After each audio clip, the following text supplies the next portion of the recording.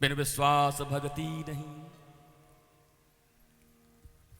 पर विश्वास के संबंध में भी एक बात जरूर कहूंगा आपको, विश्वास करके विचार नहीं करते, बल्कि विवेकानंद की तरह पहले पूरा विचार कर लो और समझ आ जाए तब विश्वास के पथ पर बढ़ो। मैं नहीं कहता अंधेरे में विश्वास करो, विश्वास करके विचार किया तो सब बर्बाद। जितना विचार करना हो पहले कर लो, और एक बार विश्वास हो गया तो फिर राम से बड़ा राम का नाम दुनिया में कोई काट नहीं सकता। न हो तो मत करो, बीच बीच में पेंडुलम की तरह रहने की जरूरत नहीं है।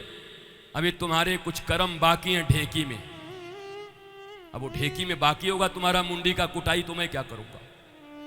अभी कई जगह जाओगे, कई जगह क्या होगा भगवान जाने। और यहीं बैठे बैठे आज चौथे दिन कृष्ण जन्म का आज त्योहार है, कृष्ण प्राकट्य का त्योहार है। समझ लो जीवन में सबसे बड़ा कृष्ण जन्म यही होगा कि आज से कृष्ण नाम पर तुम्हारा पूर्ण विश्वास हो जाएगा और जीवन की सारी समस्याओं से तुम मुक्त हो। इतना विश्वास करना है। 7 मनवंतरों की कथा आ गई। इधर मैं पी पा के महाराज गया हो तो समझिए, अमृत पी पा गए देवता लोग, और क्या होगा। राजा बलि के द्वार पर वामन भगवान आए,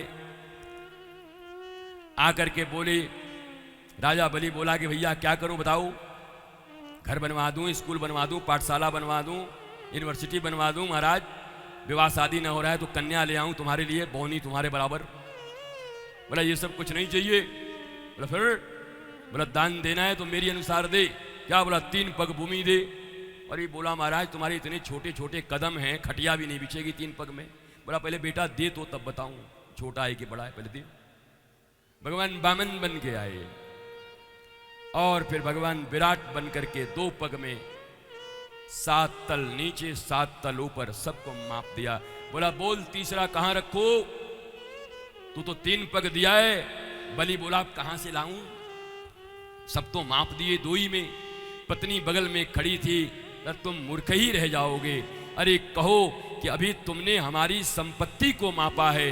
हे भगवान तुम्हारा तो तभी कोई पूर्ण रूप से हो सकता है जब तुम उसके अहंकार को भी माप करके अपना लो। मेरे सर पर पांव रखो और मेरे अहंकार को स्वीकार कर लो, मेरे अहंकार को समाप्त कर दो। तीसरा पग भगवान ने उसके मस्तक पर रखा।